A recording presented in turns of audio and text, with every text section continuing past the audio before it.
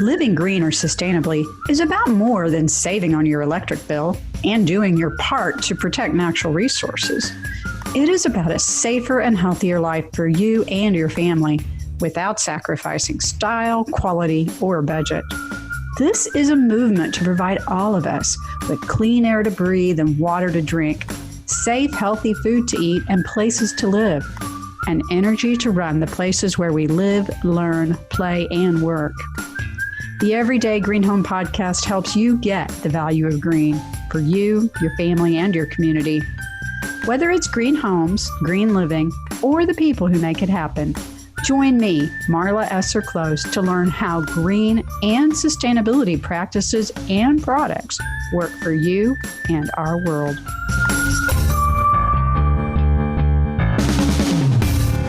Climate change is something we are hearing about a lot in the news, in the newspapers and conversations, and there's so many questions around it. I'm Marla, the Green Home Coach, here on Everyday Green Home Podcast with the Climate Change series with my favorite co-host, Tony. Hey, Tony. How are you today, Marla? I'm awesome. Any day that I get to have a discourse with you is always awesome. Well, I feel the same way, especially when we actually can sit down and have a real intellectual discussion on a big topic. I'm sorry. All I can think back to was, what did we used to be called? Intellectual partners in green. Green. Yeah. Sam came up with that one. I know. So for those of you that haven't been listening to us for several years, Sam is our sound engineer when we record in studio in St. Louis. And since I moved to Oklahoma City in 2016, and Tony's in St. Louis, where I used to be, we have not been able to record in studio very much. So we'd already figured out this Zoom recording thing, and then the pandemic hit. So we were ready to go. I know, we were ready to go. So one of the great gifts of advanced pandemic protocols and vaccines is that we are planning to record in studio this summer. And I'm really looking forward to that. I can't wait. I miss sitting in studio and having this next to each other and picking up on all the nonverbal cues, the nuances, and the weird looks from Sam of, I can't believe you guys just said that. Yeah. A lot of things change and a lot of things stay the same. So they do. I'm very grateful for all the relationships and all the people that have made all of this possible with this podcast. And you, the mighty listener, that we get the privilege of you listening to us. And I just hope that we are helping you to think about things, to think about them differently, or to dive in deeper, or to consider a perspective that maybe you hadn't considered before. I think, and Tony, you and I have talked about this so much offline, that we feel it is so important for these conversations to be had. And it starts reality, right? Yeah, and I think you said the right word, conversation. I think everybody is so used to being lectured at and just yelled at, exactly, of how wrong they are about whatever they do in today's climate. And no pun intended. No pun intended, but I mean, that's what it is. Mm-hmm. We want to be able to at least open people up to the idea of, hey, it's okay to talk about this stuff. Right. But that's the only way we're ever going to get solutions. Talk. So I'm looking forward to today's talk on our topic in climate change, which is, tell me where we're going today. Well, I'm going to pick on you for a minute because it's fine. Man-made climate change. Okay, really, seriously. I should say people-made climate change. But it's funny that we use that word man-made. Well, go down that rabbit hole. I would say that is human-made. Basically holding on to the past. How's that? It is a word that has been around for many, many, many years, centuries. I don't know. Centuries, yeah. That should I slip and say man-made, I am referring to humankind, quote unquote, man. Yes. Not the gender man. So People. Please forgive me if I make that slip. But the topic of conversation. So we've had a couple of conversations over the last few episodes about climate change in general. And there's a lot of discourse around climate change and a lot of disagreement in this current climate, this political climate, particularly. Everything has become politicized. Yes. Science has become politicized. Wearing a mask has become politicized. Whether or not you want a vaccine has become politicized. Whether or not you believe in climate change, whether or not you believe in how to treat people, all of this has become politicized. So I'm going to start with where I come from, just in full transparency. And I come from people. I come from caring about people, people I know, people I don't know. I've done, like most of us, things that I'm not proud of in my past, probably things I'm not proud of in my present, but I've tried to be a lot more conscientious now. And I'm older, so hopefully I know better. All of us have that. Yeah, and it's the days that I started learning that people forgave whatever I had done or whatever I had believed, and they had grace with me, helped me to understand how much that grace is important for me to have with everybody else. So I come from two things, people and grace. And that's part, Tony, of what allows us to have very honest and very, you and I don't agree on a lot of things, but we do agree on being able to talk about it. Oh, absolutely. And, I come from the school of thought of you have to be able to discuss every issue from both sides of it. True. That is the only way you will ever find truth. And while I might say, well, my beliefs and my education and everything else, all of my outside influences are telling me this, I still have to understand why somebody else would say that. That's just the way it is. We talk about climate change. And here's a fact. Climate change does happen. Yep. It does. Every day when we do this series, I stare at a chart, and the name of the chart is 600 million years of climate change. So this goes on. But I think what we are really trying to look at is really delving into the details of climate change. Yes, there are natural occurrences that happen. They've been going on for 600 million years. Yep. That cause heating and cooling of the earth naturally. We know that. That is part of it. That is a part that we cannot affect that no matter what we do. It's going to go on. However, we are shaping and framing our discussion not on the overall of climate change, but we're looking more specific. What are our choices that we have some sort of control to fight? We as humankind, right? Exactly. To fight the whole people-driven part of climate change. And I think that's what we want to have the discussions about. I'm sure later on we'll get into the science of what's going on, behind the scenes in the earth itself that gives these variations over time, sometimes short term, sometimes very long term. But that's not today. That's not this conversation. And this is why the whole topic, I believe, the whole topic of talking about climate change, specifically human-caused climate change, gets so emotional is because it ties into almost everything that impacts our lives. Mm-hmm. It's our food, our livelihood, social injustice, how we live. I mean, literally the buildings we live in, the buildings we work in, our transportation, how we move goods, conscious consumption, all of this matters. And what appears to me is that we have run amok, period. We as a human species have, in our quest to improve our situation, have only looked at one side of the equation. So for instance, when you go and you buy something that appears very inexpensive, most of the time, and I wish I had a number on this, but I don't, but most of the time, that is very inexpensive for a reason of being subsidized in some way, shape, or form. So you're not necessarily paying the true cost. You're paying the market cost or the market price. And you can point to all aspects of our economy, to our consumption, to how we produce our food. All of this has human determined impacts that have shaped it outside of what the natural process may be. So interesting that you bring this up and have this discussion, because this week in my MBA program, we just happen to be discussing positive and negative externalities and social benefits and costs. So that was well timed. I'm ready to go on this one.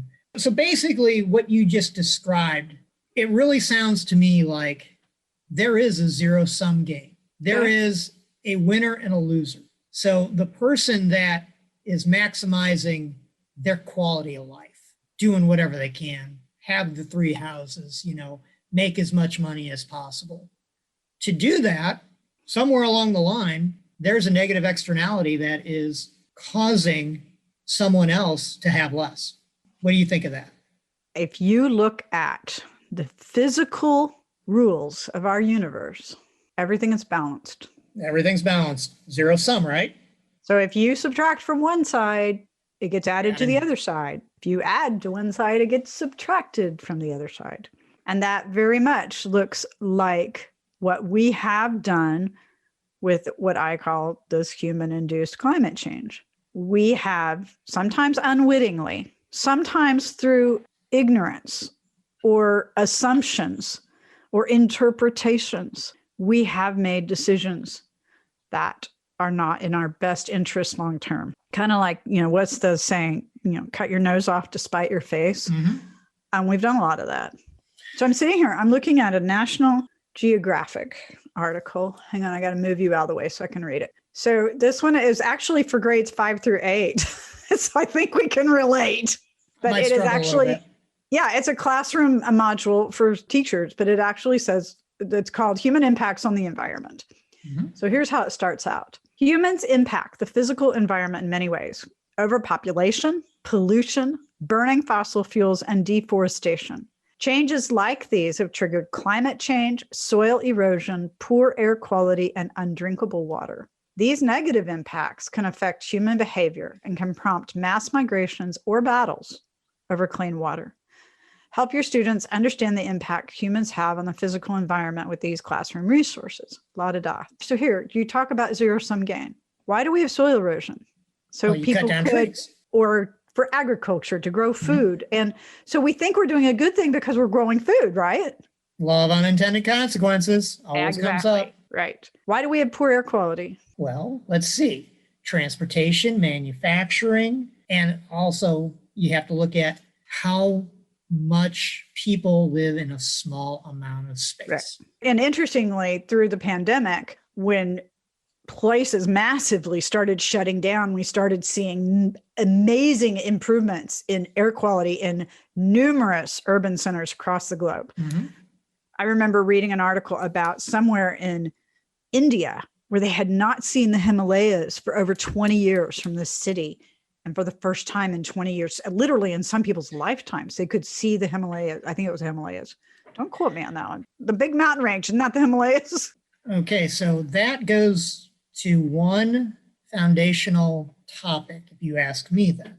It goes down to that whole discussion and idea of quality of life. Bingo. What are you as a person willing to accept for a quality of life? Everything gets built off of that. But. This is also where not in my backyard comes into play. Absolutely. That's true. Would you call that NIMBY? NIMBY. Not in my backyard. So let's pick a topic we haven't brought up yet. Trash. Let's say recyclable trash. Okay. Let's get more specific and say recyclable electronics trash, which we ship en masse to third world. From the first world countries, we ship to the third world countries where they are willing to accept it. They go through it by hand. I watched a documentary on the conditions of some of these towns in Asia not too long ago, and it broke my heart. And these people are, for a pittance, I don't even know what their monetary system is, so I'm not qualified to say that. But they would literally physically go through this mass, sometimes toxic electronic waste to make a living so they could eat and live in what by far we would call total subsistence living, so that we had a place to quote unquote recycle our electronics and feel good about it. Okay, so let's look at the other side of that. Go for it. Being that I am in the electronics industry. Oh, I picked a good one, didn't I? Yes, you did. We actually have worked with companies, local companies, that do what you're talking about. They pick up the electronics. Do they sort it on site? Do that? They basically, this is their local business, and there are local providers. But we'll get into this in a minute of the differences. So we have a customer, they've got a TV. Maybe it's something that we can, remove for them. We let the company know, they come pick it up from us. They take it to their facility. They strip out parts and pieces that they can recycle, sell for replacements, whatever. Because let's face facts, for some older electronics, because the electronics industry has really become disposable, there are a lack of replacement parts. So the only way to get those parts is to pull them out. Now, here's the kicker. What you described is the people that their willingness to pay to remove those electronics is zero. They do not care. Once again, this goes back to the whole discussion of quality of life. If you are willing to ensure that you are recycling and providing for better quality of life, there is a cost to that. Yep. Because the way you just described, going to the third world country and all that, there is a social cost that you cannot factor in because you are wanting this service for free. In our world, we pay for this service. We pay for the company to come and remove my TV, remove my stereo. Then what they do is, yes, I pay a fee for them to come get it. And then whatever they make off of recycling those parts and pieces, well, that's their profit once they factor in their cost. Which do you build that into your prices? If we are handling it, we charge a fee to the homeowners to be the intermediary to do all of that. So you're being transparent in that all the costs are out on the table. And this is where it gets so frustrating, for me at least, is so many people, they see free or it's inexpensive and this cost is hidden. It's not transparent. Right. So we'll tell somebody this fee, that's the recycling fee. That doesn't go to us. We're going to collect it. And then this company is going to come pick up your stuff. And that's what they're charging us. We don't need to make a markup on that. I don't need to make a profit on providing that pass through. Or if you want, you are perfectly fine with disposing of it yourself. We will not touch it. We will not do it. And you, as the consumer, can make that decision yourself of, I'm pitching it in the trash. Nobody's going to know. Or I'll contract with somebody to come remove it and they'll do it themselves. So here's kind of the thing that I think is so staggering for most of us to think about. That's just one tiny little piece of our life. That's a very small piece of their life. And just about everything that we do in our lives, in our modern lives, especially in developed countries, has a social and physical cost that is not accounted for. Oh, everything. And I think this is part of the reason that it's kind of like, it's easier to just find a group of people that believes like we do and just go along rather than doing the hard work of thinking of what are our values, what do we believe in, and what do we support. So for instance, there's a growing movement to buy product from companies that support your values, you support theirs, they do things better or whatever's in line with you. And there's more and more companies that are telling us, more completely about their activities and what they're doing to, contribute to the communities, to contribute to cleanup, to be accountable for their actions. But sometimes we don't want to know.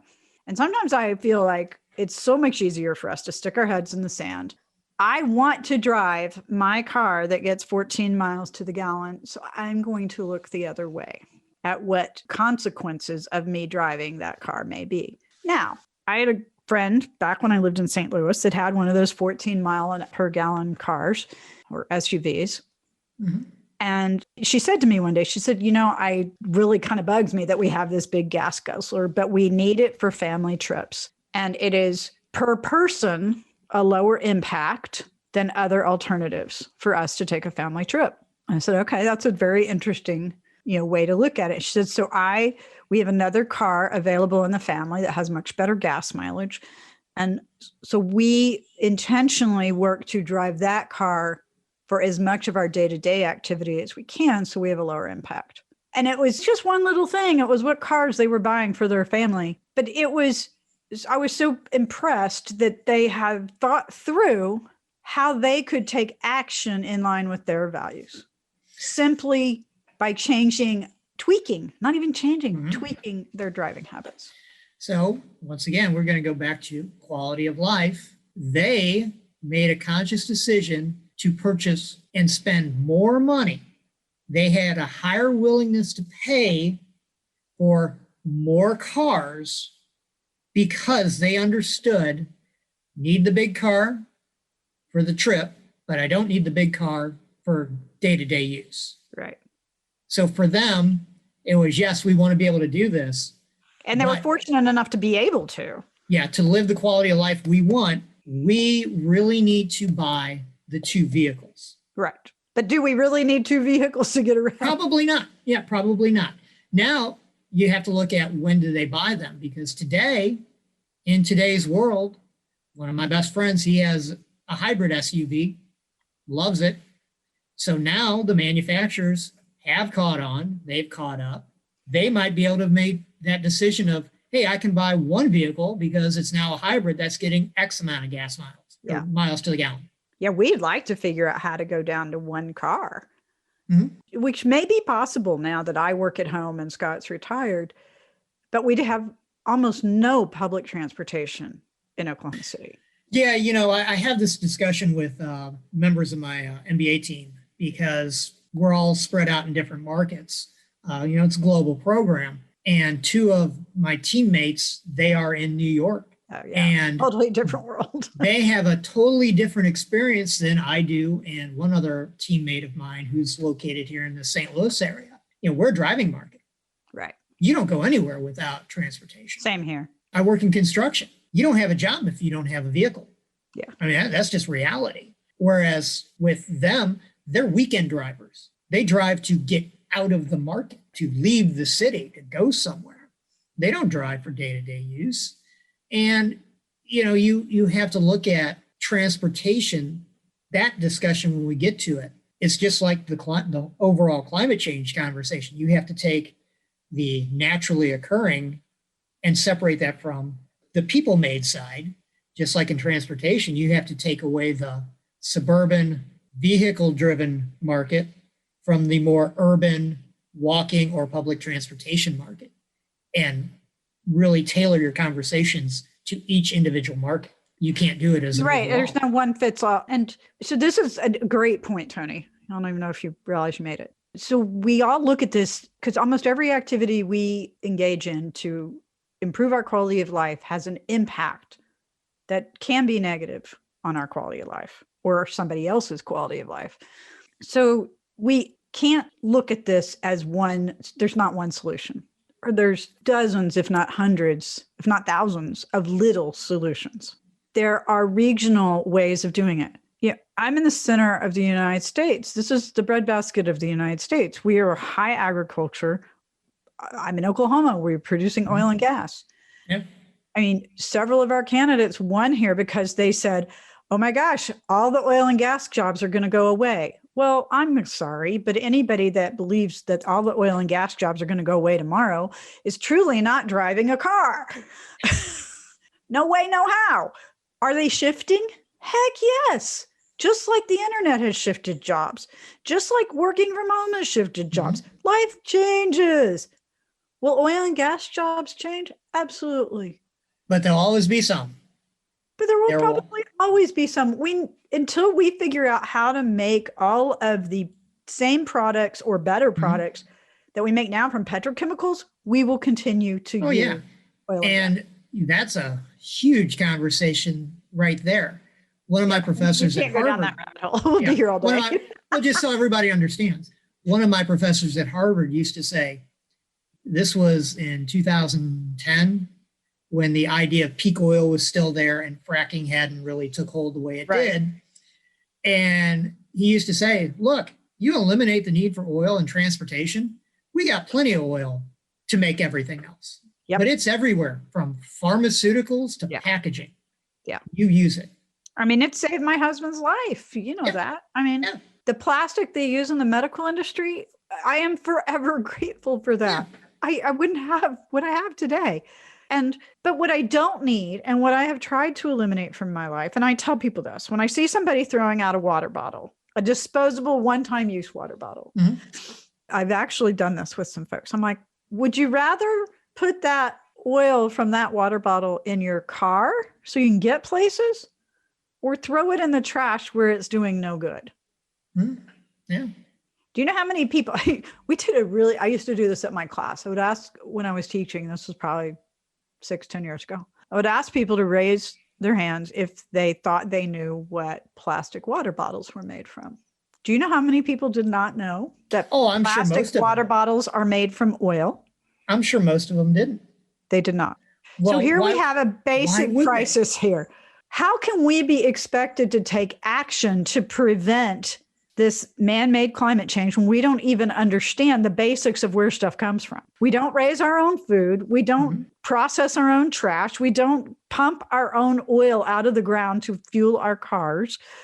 We live in such a privileged life that is so highly segregated that most of us don't understand the connections between most of the things that we get.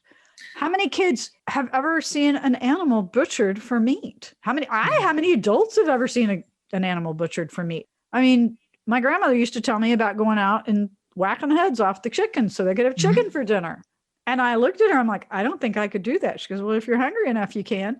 Well, I find most people seem to think it's easier to demonize the product versus understanding the process. And by demonizing the product, it's all bad. Because nothing is all bad, we're all good. Right. But understanding the process is difficult. It takes work. We live in a society of instant gratification. Yeah, work is not such a popular thing anymore. We live in a society where we don't want to do our own research. We want to read or be given and just memorize what others tell us. Yep. Whether it's right or wrong, that's what we want to do. It's easy. Easier to pick a team and just go with whatever the team says, because that way we don't have to think. And we see it happening in not only politics, which is where it's happening a lot, but in many sectors of our social lives. Yeah. Hey, it's hard to swim upstream. It takes effort.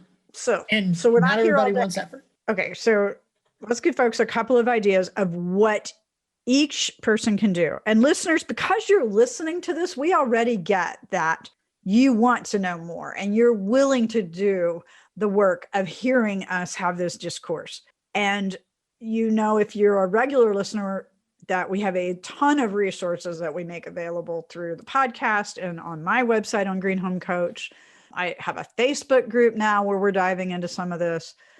A lot of it's related to homes because so much of our homes are a big part of this.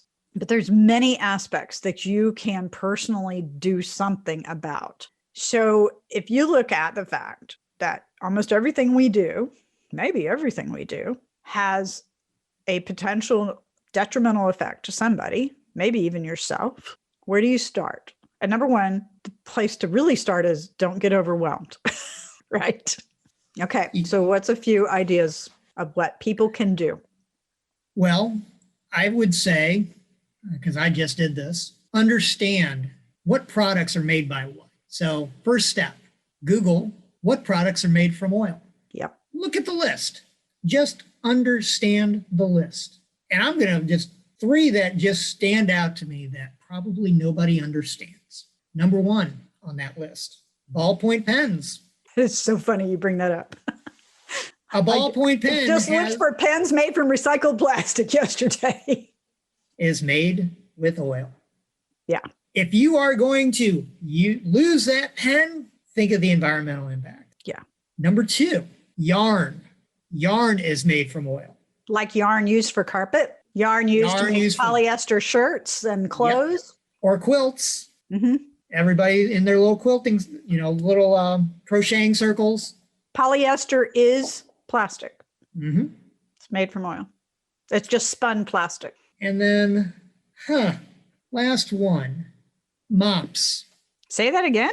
Mops, cleaning a house. Like mopping the floor. Okay. Didn't know that one. Now I can think the handle maybe. The handle's yeah, plastic. but it's probably a polyester mop. Yeah, especially if it's like a sponge. Right. Could be not a natural sponge. So what one-time use products are made from oil? Specify one-time use, because anytime we use something just once and throw it away, its value is lost. How about just something that you not necessarily throw away, but consume? Okay. You have to constantly repurchase. Aspirin. It's made from petrochemicals? Yep. Wow, I didn't know that. Okay. I mean, I learned something new. Yeah. How about hand lotion? Okay, that doesn't surprise me. That's what makes it, and that's a lot of what I think is the microplastics that are showing up in our oceans, is probably from things like that. Here's a good one, since you like to call it man-made. I'm going to push back here, potentially. Lipstick. Oh, yeah. And so, pardon the brand name, but everybody remembers it as Vaseline, which is really petroleum jelly. Yep. And it is, yeah, it's been around forever. So let's see if I can see one that's just a true open, use, throw away kind of thing. Well, plastic water bottles, plastic shopping bags, plastic milk jugs. Everybody is moving to plastic right now, or not, appears to be moving to plastic because, and I feel like COVID has made this worse. Like the packaging has increased on everything. And we've shown, the research is showing that it's, it's from breathing on each other that we get it, not from touching, although I'm sure there's some amount that passes that way. But it is overabundance of packaging is a little out of control in my estimation. But this has been like, use something reusable that lasts. I must have 30 reusable bags that we take for grocery shopping. Of course, we now do curbside pickup and we can't use our own bags. Right. So we've changed. We have now stopped curbside pickup so that we don't have to use 15 bags. And I love it. When we picked up some things last time, this was a few months ago, I had 8 bags with one item in them each. Oh, yeah, because they're more concerned about it falling out or, the bag. No, they came from different parts of the store. Oh, really? Lack of communication. So it's just convenience. They're just bagging it up as they go. Yeah. So part of this is common sense. Recycling, one-time use plastic is an option, but it takes a lot of energy, mental energy, physical energy, transportation energy to reuse any material. And that anytime you take a material and you make it into something different, that's recycling it. And that takes energy. Yeah. I'm looking at this list and it cuts across every political spectrum there is, every age group, children, adults, you name it. They're using something on this list daily. So when you were talking about companies, so 2 other suggestions with companies, or 3, I'm not sure how many this will come out to be. Do a little research to find out a little more about the companies you really want to buy stuff from. Are they supporting good practices with their employees?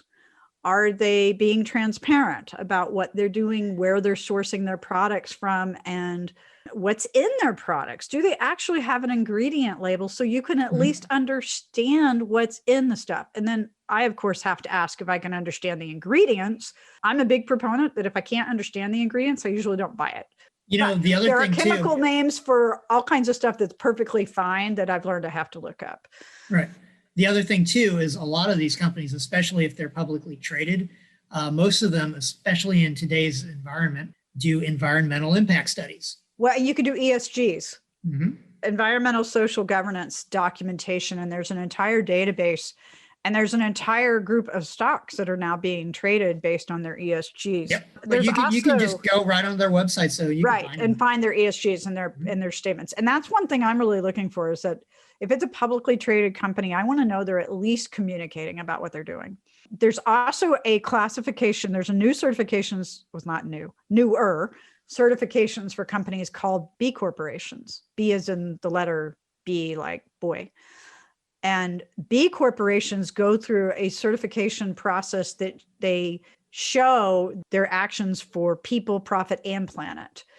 And so it's a way of taking another step to show people your transparency, show them what you're about. And you can find all kinds of stuff online about B corporations. I'll put a link in the show notes too. But that's another tool. And you might be surprised how many products you already enjoy that are from B corporations. So it's a way to know who you want to support and who you may want to encourage to do things better. And I'm a huge believer that just turning your back on a company that's not doing things the way you want isn't helping anybody. We need to have a voice. We need to say something.